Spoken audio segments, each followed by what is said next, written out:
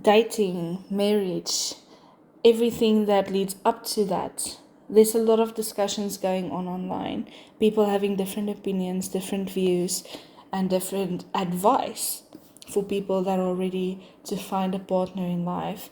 And I think it is an important discussion to give everyone access to information to help them to form their point of view and to form their basis on which they build their lives.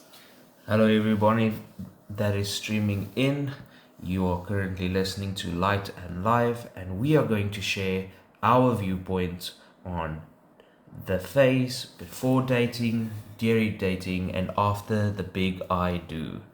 So, Saladin, why did you decide that we are going to do this now? Hello, Ronald. Yes, no, it's a very important discussion. I believe there's a lot of conversation going on online. Recently, we've been listening to a lot of podcasts about people talking about relationships, talking about dating, talking about marriage, talking about challenges in each one of those areas. And I believe there's a lot of information out there, and some of these informations feel a little bit hollow. It feels a little bit incomplete. I think when we listened to a recent podcast, we were so excited to listen to this married couple that has been married for over 10 years, and they were talking about their viewpoints from a Christian perspective, which is something that really excited us. And we wanted to hear what their view and their advice would be for people getting married, for people that are married. And a lot of the things that they said, it just felt a little bit not really getting to the point. It was a lot of fluff, and I believe that their intentions was so very well, but I felt wanting after we left the conversation, after we listened to the podcast, it just felt like we needed more. I mean, and I agree with that because the thing is, it was very surface level in the sense of they wanted to share more. You could see that there was more for them to share. But I feel in the current age, day and age, regarding social media, people are so worried about their views, about being demonetized or making a bad impression, that they limit themselves to what they really want to say. And it's also very hard to go into certain details these days, uh, because who are you going to offend? Because you're going to offend somebody. Either the seeing is too far left, or the viewpoint is too far left, or the viewpoint is too far right. So who are you going to offend? And the problem is to walk on that narrow middle pathway and actually give the information that is really needed, is a slippery slope. But yeah, we are, and hopefully we traverse this rocky path properly. I do completely agree with you, and I believe there's so much, I won't say exactly fear, but there is a hesitation for people, younger people, to go into committed relationships. We see a lot of casual dating, which is kind of the norm at this point.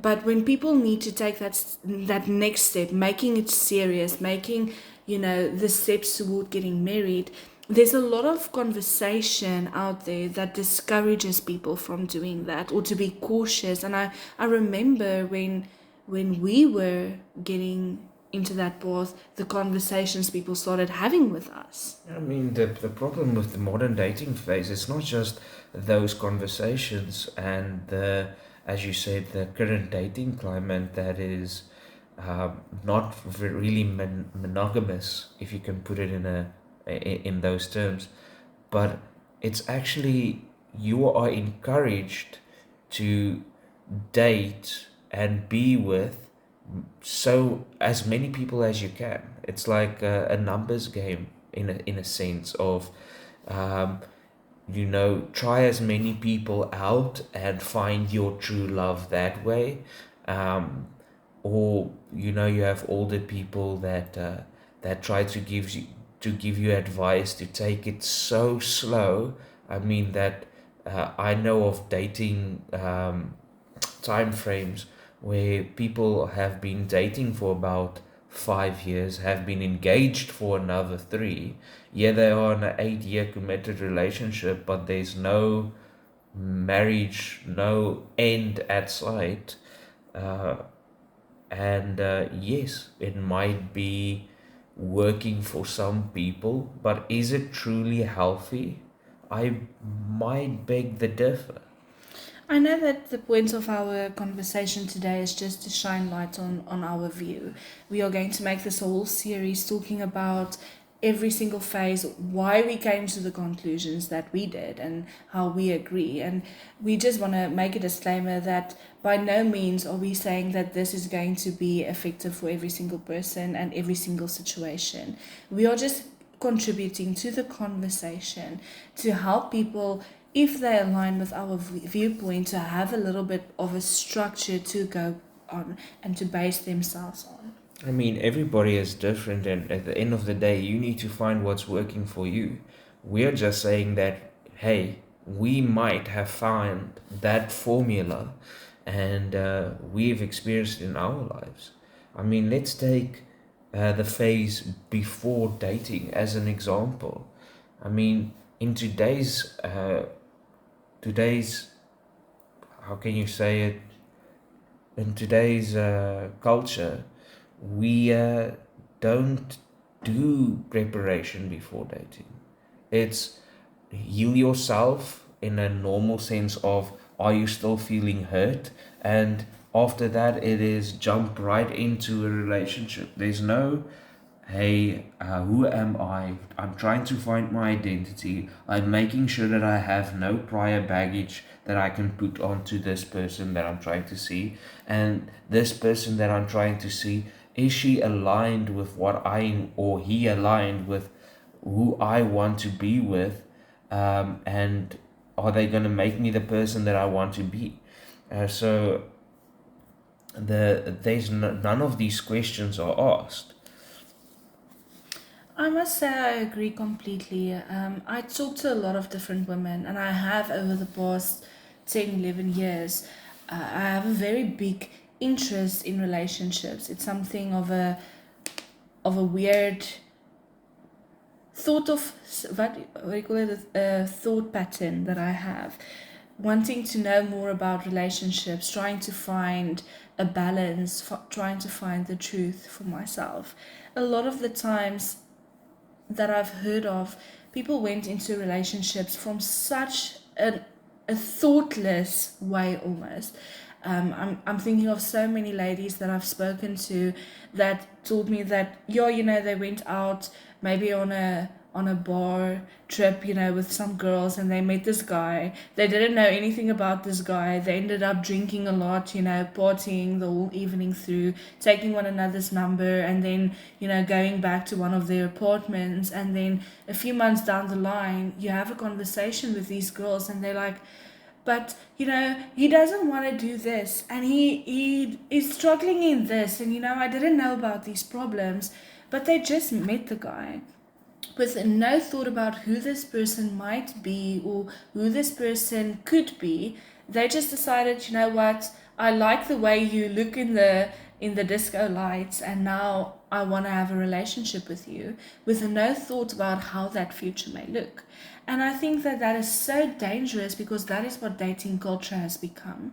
It has become this thing of people just jumping into a relationship, not knowing the person that they are, not knowing the person that they are going into a relationship with, and then ending up disappointed by the results and feeling like they are, broken-hearted about something that could have been, but they are mourning more the view of what they wanted than the actual relationships that they had.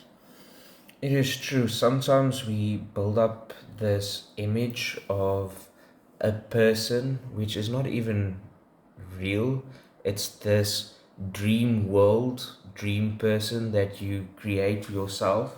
Meanwhile, this person is actually toxic in your life, taking you away from everything that you really wanted. Um, and that is for the simple reason is you need to have somebody that you really align with that will push you forward. and somebody that will work with you in a shared vision and a shared dream that you have for your lives. And not everybody will have that with you. So choosing the right person is important. It's not just, hey, this person looks cute and we like one or two things of the same things and now we're in a relationship. This is not how it's going to work. I can find anybody that I'll have two or three things in common with in the street nowadays, due to the due to technology, due to sites like YouTube and Instagram and all these places, which helps us find more things to have in common with each other. Um, so does that mean I need to go and jump into a relationship with stranger A, B, or C that I meet in the street that has something in common with me? No, it doesn't. You need to really try go, and when you meet somebody, know who I am firstly, because you need to know where you're going in life. And then you need to say, hey, are you going to be a person that we can work together? Do you have the same vision or goal in your life? Are you, for example, say you are a career oriented person and you have somebody that wants to be a stay at home mom or dad, and that is that going to fit into the image or picture that you have for your life or for your collective life? Is it, are they going to be okay with you working late hours, um, having sacrificed family events and family gatherings to pursue your career? Or is this going to be a constant fighting point? And if it's going to be, why go into that relationship then? If you're going to be unhappy throughout your whole relationship because you do not have a shared vision or a shared passion, what is the point? Absolutely, and I believe, just like any journey, we have to start at one point and work towards marriage. I don't believe that any person is born and is ready to get married. I started to think that people got married at the age of like 11, 13 in the olden days, because you are not born and know what to expect and how to be in a marriage. So where do you think this whole journey begins? I think it begins with yourself. I mean, to as a male, to become a husband, or specifically on my journey to prepare to before I met you, I had to become a husband before I was a husband. I needed to, how can I put it in the right words where my second language English won't fail me. Um, so I had to firstly and foremost heal the baggage that I had in previous relationships because I couldn't transfer it towards you. I had to make sure that I am, um, in a sense, um, attractive towards the type of person that I want to draw close. I couldn't neglect myself. I had to fix my mindset, because the type of person that I wanted to be with was somebody that could stand next to me. I had to forge a mindset which was not very old school yet not very modern, in the sense of um, having my wife truly be my equal. I'm not on top of her, uh, in that sense, but in the social hierarchy, but I am standing next to her and we are working together in a shared dream. And these things are points that I needed to work on myself. I needed to become a steward in my finances, make sure that I'm not a boy anymore that spends all his money on games, for example, which is not enhancing or furthering the direction that I wanted to go in towards. I didn't have any streaming career or anything like that, so it was a useless investment. I was eating out maybe 6 nights in the week, one night eating with family or friends. And as Caleb Hammer would say, I was literally eating myself into debt. And would anybody want to join a relationship where, if they marry into my household, marry date? Is that the type of person anybody wants to be with? No, it's not.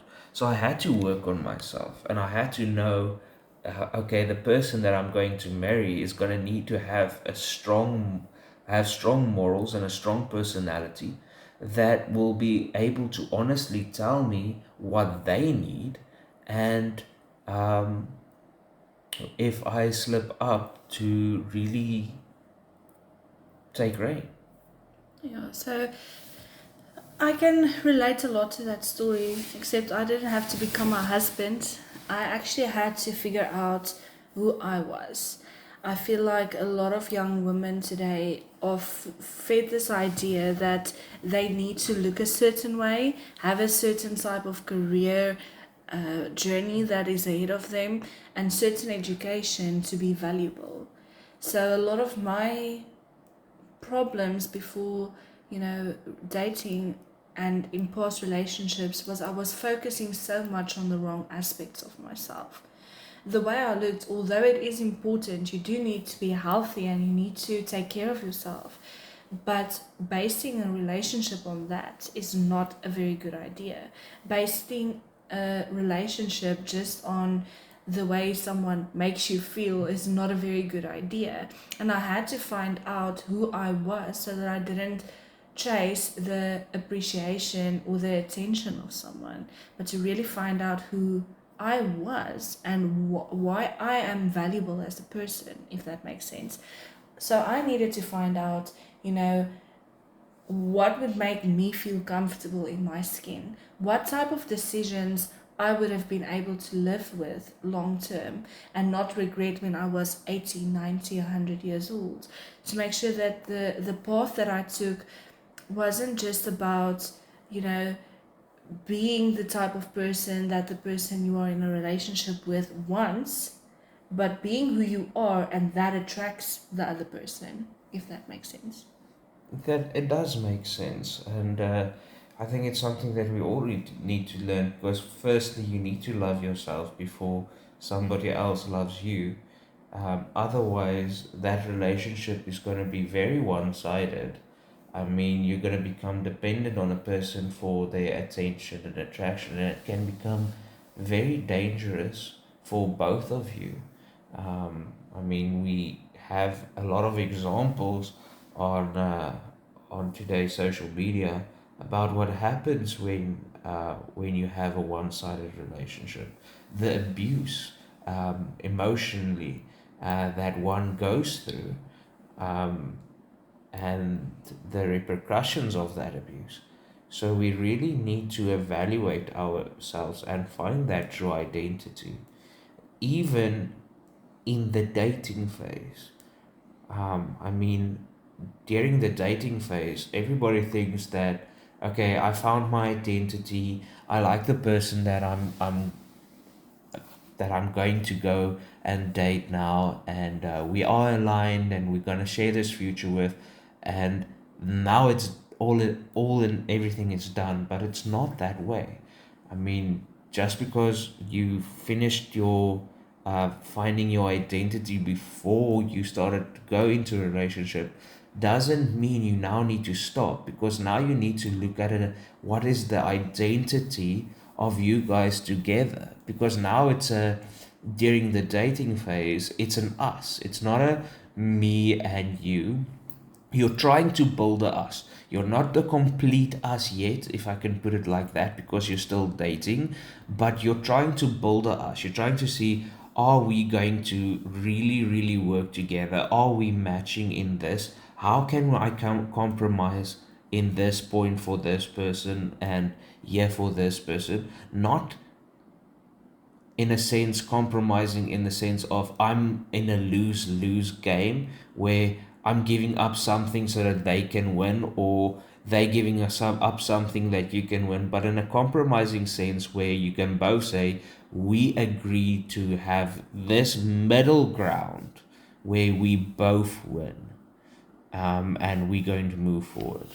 We used to say something to one another when we were just friends, even before we started dating, is that once you decide to get married to someone, you marry a destiny. And I remember I think it was a few months back, Charlie Kirk did one of his talks, and he spoke to someone, and he said you need to interview your spouse before you get married or before you get engaged. And I felt so much relation to that. I related very much to So you're that. talking about our 105 questions before Yes, marriage. basically, but not just that, but really knowing who you are marrying or who you are interested in or who you are trying to build a life with. And we used to say to one another, like, it doesn't help the one person is aiming at Peru and aiming at, being a monster hunter in Peru, and the other one is wanting the beach life in, you know, the Bahamas, for example, wanting to live on the beach and eat coconuts every day. That's not going to match long term. Or if the one person is aiming at building a very big family and the other one never wants any children and never wants to expand and it doesn't want relationship with extended family, there's a very much a disconnect if you get married to someone like that, even though everything else in your life is perfect. So, what do you think is one of the biggest lies people believe at this moment about, the dating phase? So I think the biggest lie that people believe in the dating phase is that you have all the time in the world. Um, so as I said, I think, was it this conversation that we're having now or previously? I said that one of the biggest problems that I have in marriages is, or not marriages, but in the dating phase before marriage, is when people, they are dating for say 5 years, and then they get engaged for another 3 years, and now they're in this 8 year relationship and they're not getting anywhere. The communication is not as it should be, and what tends to happen is one of the partners decide, okay, you are taking too long and I'm out, because you do not have your priorities right. You do not have infinite time during your dating phase. You are getting older. That person is getting older. The time frame on your dreams that you have and the shared dreams that you're going to work towards when you're finally married, it has a time frame. So you cannot wait your whole life to say, I will find the right person. Maybe the right person is already that person that you're with, but currently you're so stuck in your ways, and because you haven't found your identity, you're not seeing it. And yeah, that's one of the problems that I see in the dating phase. I also believe that another big lie that people are told in the dating phase is that, you should have all of the fun now while you are dating because you are not going to be as young as you are right now ever again. And we had this conversation when we started, deciding to go into a relationship. And I told you, like, listen, we have the rest of our lives to have fun and to explore the world together. But for now, it is more important when you are dating to really sit down and say, listen, this is who I am, this is what I stand for, and this is the type of life I want to live. This is the things I want from my life. And then deciding, like, okay, is this compatible to the person that I want to be in a relationship with or not? Because having all of the fun, there's nothing wrong in that, but is that worth spending your life on if you are doing it with the wrong person and you miss valuable opportunities and valuable time because you are focusing on this relationship? Yeah, it's true. And I mean, what happens most of the time when people do something like that, they say, okay, let's have our fun now while we are dating. And then suddenly, when they are married, they never ask the serious questions. They never align their visions, dreams, and values with each other. So, what tends to happen is suddenly little fights start to break out.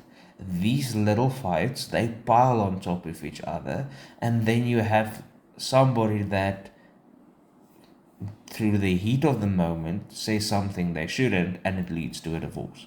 And we see multiple of incidents of this happening with friends and family going through these divorces because we had our fun in the beginning and now it's just too hard. They're not the same person anymore, is usually what the words they use. But I really believe if you change and you swap that around and you say during the dating phase, we'll have our difficult conversations. I'm going to ask the questions that aren't asked. What are your political viewpoints? What are you going to do if I'm in the hospital and you need to maybe pull the plug? Are you going to be able to make that decision? These dark and difficult questions, interview your spouse, learn who they are, so that once you are finally married, all those things are answered. You will know exactly how they are going to react, and thus you can enjoy your relationship then. Then it's only sunshine and happiness together, working through little difficulties because you already know how they face their problems. You know how they are when they are mad. You know how they are when they are stressed. And I also believe that people need to start focusing on honesty. I see a lot of this in the dating culture from a woman's perspective. I can't talk from a male's perspective, I've never been a male, but in life, women tend to want to put their best foot forward, and I'm all for that. You do need to put your best foot forward. But what sometimes happens is they put on a mask of who they are. You know, they are so scared of putting off their makeup when they are around their boyfriend, and they want to dress a certain way, never really truly revealing who they are because they are trying to sell the best version of themselves. And I think that when you are really truly rawly honest with one another, that is when you really fall in love. I'm not talking about superficial love. I'm talking about, you know, we are going to end this race together type of love. And I think that is something that we experience in our relationship because our relationships didn't start as romantic as a lot of other people might, you know, have in their relationships, which is fine. Romance is not a problem. But we were both a little bit older, and I told you, like, listen, I don't want to waste my time on, you know, on a person for another 5 6 years and miss my opportunity to, you know, build the life that I wanted. So I told you, like, listen, if we are going to do this, we are going to jump into the deep end, we are going to face all of the difficulties, and you had agreement with that. Yeah, you see, the problem is during that time, I was also so sick and tired of going through this routine of dating where every time you meet somebody, they say that, oh no, I still need to go experience my youth. But I mean, we were already 27 at that age. Your youth is almost gone. The, the time that you have is limited, and here people are they're throwing it away, the little bit of valuable time they have left. And I was like, when am I going to finally meet somebody that really, really, really knows what they want and who can be serious about a committed relationship? And I kept on looking, moving on every time. Um, I met somebody that I saw was not earnest, and then when I finally met you and we started talking and we just became friends, and we were friends for a while, I said, this is the person that I know. If I go to her now and I say, let's get into a relationship, this is 10 to 1 what she's going to tell me. And when I asked you, hey, let's get into a relationship, you were, it was spot on. You were really like, are you serious? I have no time for these jokes that you are making now. And I was like, I am serious. It is you. Uh, and let's just go and do this. And yeah, it was one of the best decisions I've ever made. I think we found very much comfort in really knowing who the other person is. I can remember we getting into the car and driving through from Secunda to Pretoria, and then just talking through all of these many questions that we had. We were working through the book, 101 questions to ask your spouse before getting married, and it was more like 106 questions or 116, I can't remember. It was a lot of questions, and it was a lot of hard questions. I don't think one of those questions were really like easy. It was not like, what's your favorite color? Oh no, no, there was one. What was your what is your favorite pet, and will you ever allow your spouse to have them? Yeah. And But it's not yeah, easy questions. Most of the questions were really like, you had to like think about it. It really forced you to think like, oh my goodness, we don't know what the future might be, and these things might happen. How are we going to deal with it? It was talking about things like, if something happens and one of you gets an injury and that person needs to be taken care of 24/7, how would you respond to that? And how would you want the other person to respond to that? Things like losing a child. When your parents are older and they need help, how are you going to react to that? It talks about politics, like you already mentioned. It's not easy questions, but I found myself falling more and more in love with you and getting to know a part of myself better by answering these difficult questions and really finding out how much we actually had in common that we would have never had if we didn't discuss these things. but that's because you were earnest during the asking and answering of those questions. I mean, I believe a lot of couples try to do something similar during the dating phase. They play the 20 questions game, and they ask each other questions. But as you said, the questions that they ask are usually, what is your favorite color? What is your favorite music? Not that those type of things aren't important, but uh, learning your favorite color, what is your favorite plant, uh, what type of music you listen to, it shallows in comparison to these darker or deeper questions when you're asking about, hey, how are we going to, if we ever going to into a relationship, how are we going to manage the finances? If we are going to get married, will you ever sign a prenup?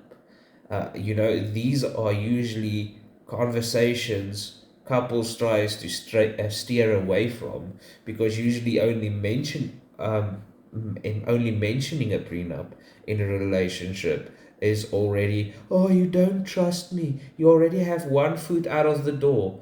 No, that is not the case.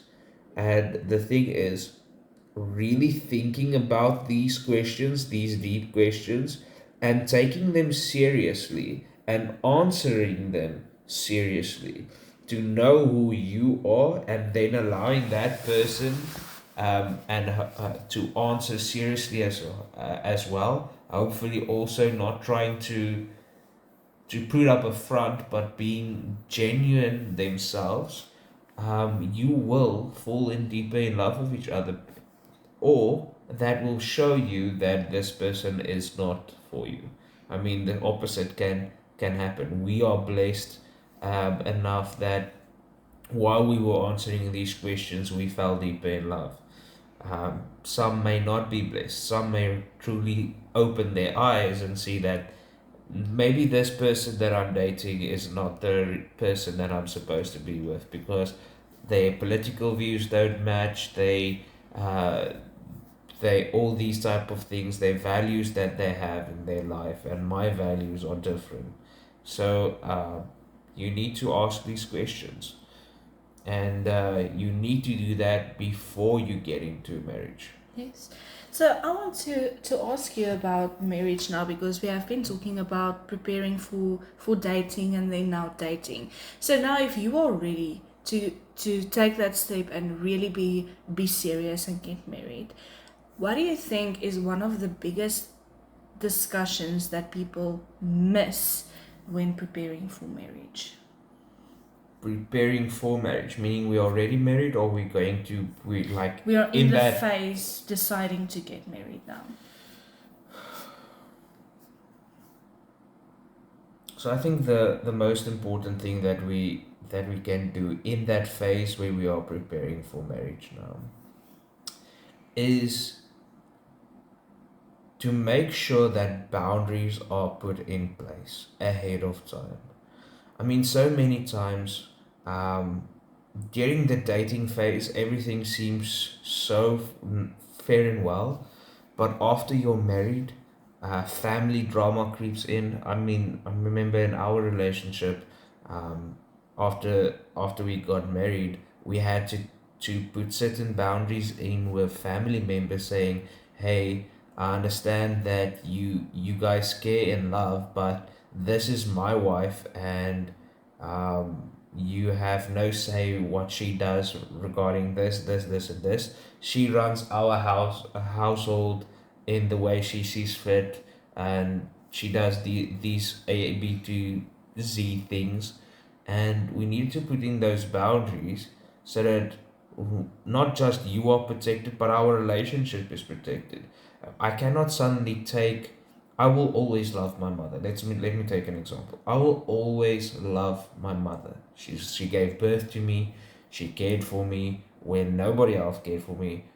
She and my father were the ones that first loved me here on earth. I'm not talking about our heavenly Father. So I will always love my mother. But the day we got married, I made a commitment to you to put you first, foremost in everything.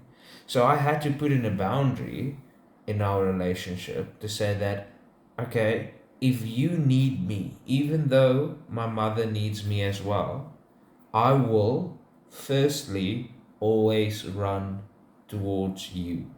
I will always save you because you are my wife, and that is my commitment towards you, and that boundary needs to be put in. You don't want to be second fiddle in my life. You want to be first, and I had to put that boundary in, and a lot of people, I believe, in their marriage phase, they don't put boundaries in any sense, not during their dating phase, not during their marriage phase, not even after they are married.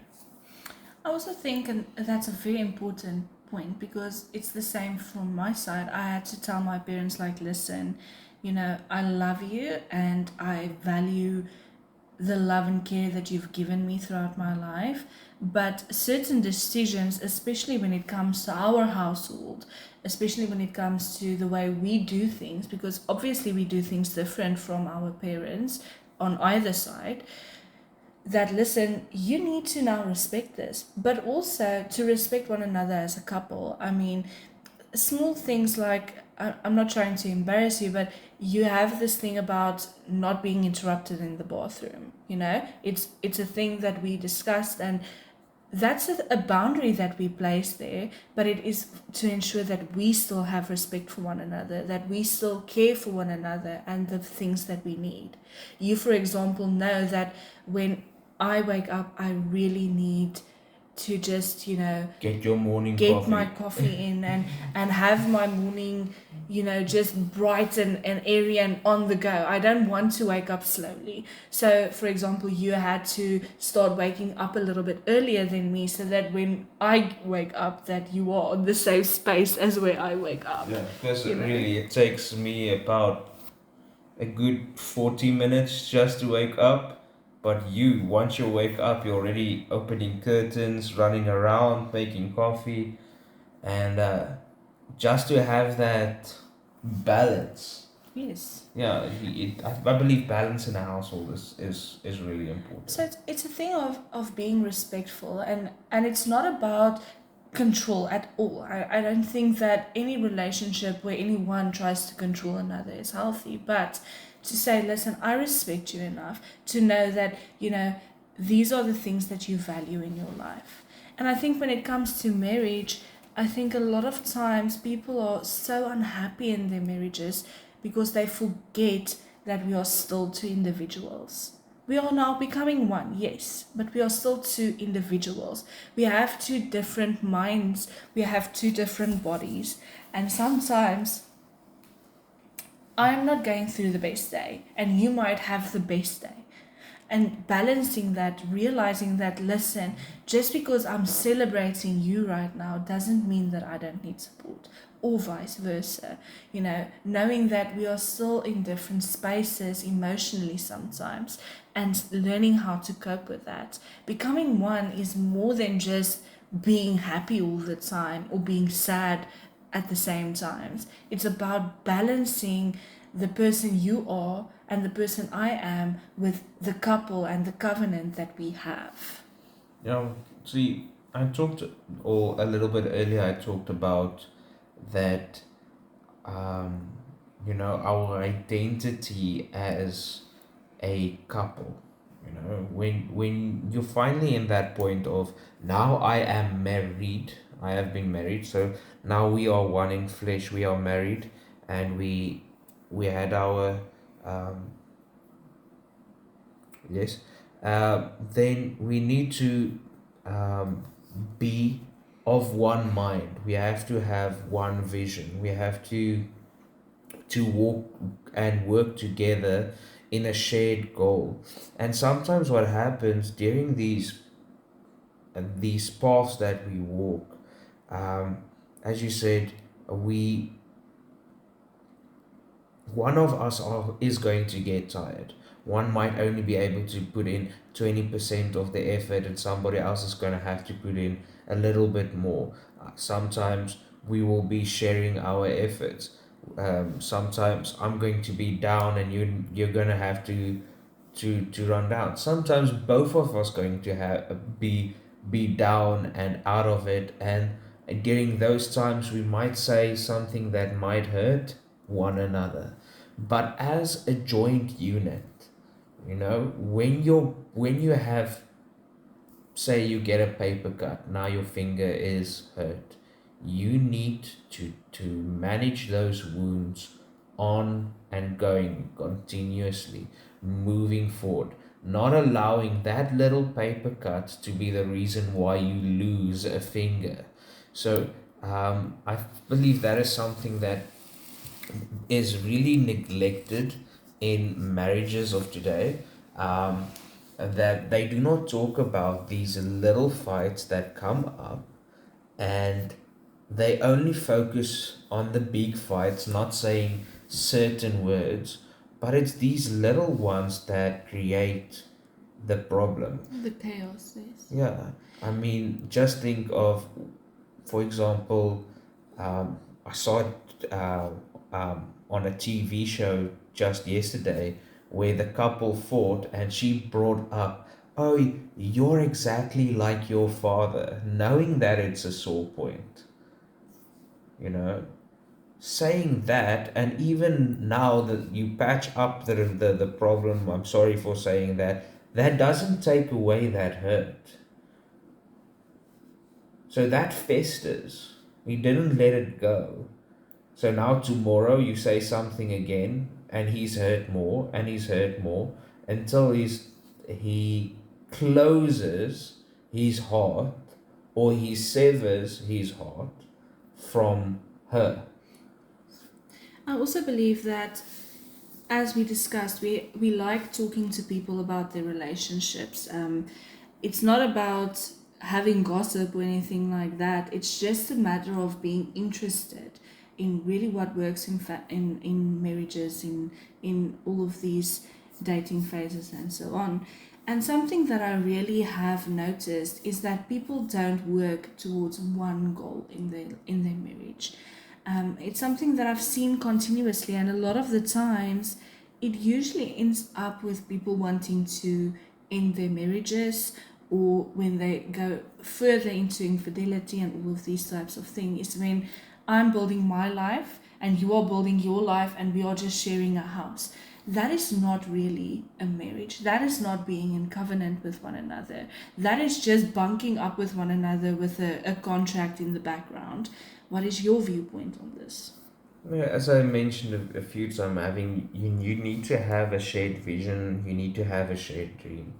If you do not have a shared vision or a shared dream, it's you're basically saying, okay, I'm walking into a dark room and I don't know where I'm going.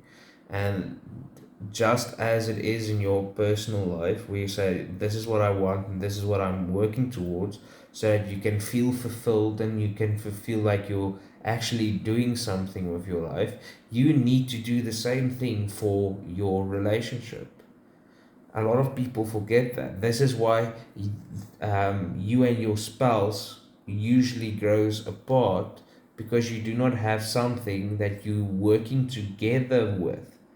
A lot of the time, while say for example you are a work oriented person, the work oriented person, they usually cheat on their spouses because they have a colleague that is working with them in this firm that they're in, or this business that they're in, working together to um, to grow this company that they really want to create. So they're sharing in this person's vision, and then that shared vision forms a bond, it forms a relationship which is supposed to have been there with their spouse. Their spouse was supposed to help push them forward, not Yes. a stranger that's just a colleague in a business.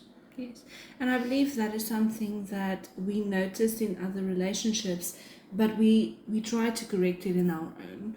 For example, you know that I have a business and you have a career at the moment. And what we usually do is we have family meetings. It seems a little bit formal, it's not as formal as it sounds, but just a place to, really get together as a couple and say, listen, this is where I'm at, this is what I'm working on, this is what I'm working towards in my career, and really buying into one another's areas and spheres of influence and saying, listen, this is how I want to help you, this is the ideas that I have, and really building our one life that we have in separate areas together. Yes, I mean, at the end of the day, we said our shared vision is that we want to leave a legacy. And everything that we do, everything that we touch, even in our individual visions, is to grow and support that shared vision. So our individual visions at the end of the day is going to support and grow our shared vision, and thus we will never drift apart, because we will always, in everything that we do, work towards each other.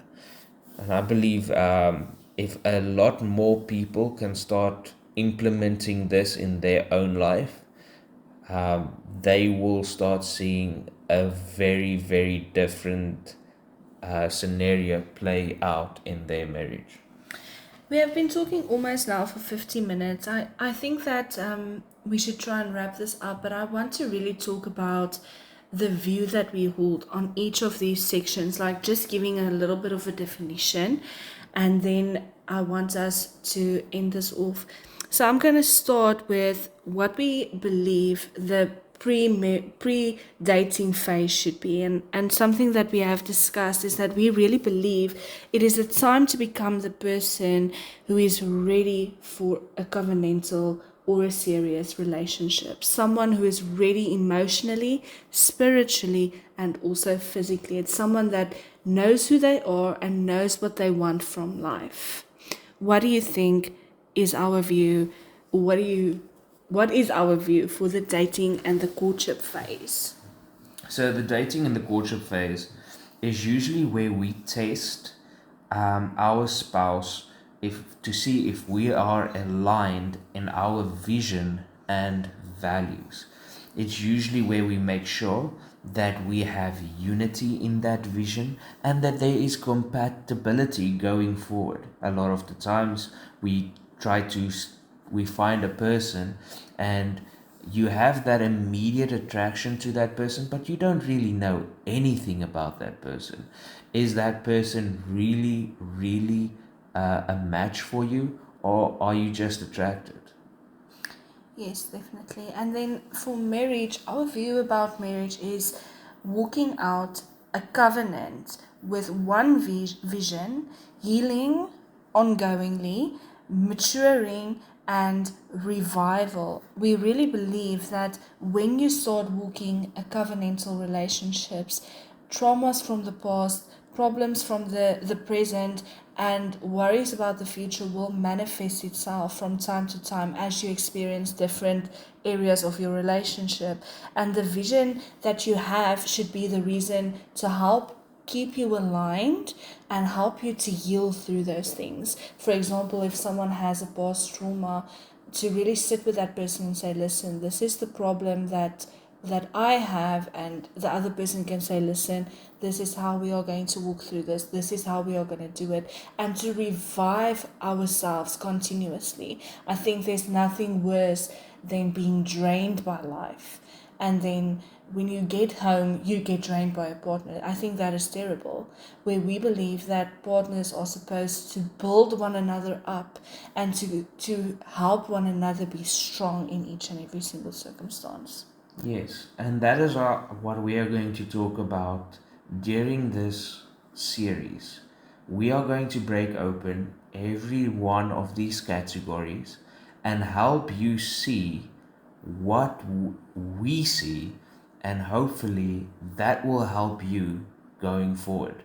Maybe that will help you heal a relationship. Maybe that will help you find a relationship. Maybe it's just something that you're already doing and it just reaffirms those values. But let's see. So, next week we are going to talk about the phase before you get into a relationship, the phase that we have talked about continuously about becoming the right person. We're going to go through that and we're going to really get into what formed our beliefs, what formed our opinions about this, and how this applied in each one of our lives. We would also love for you guys to really get involved in this conversation. So please leave comments, message us if you want to. Let's get involved in this conversation. And if you find this helpful, please send it to someone who also really might value and benefit from this podcast. And then until we meet each other again, this is Reinhard and Salandine, and we will see you next time.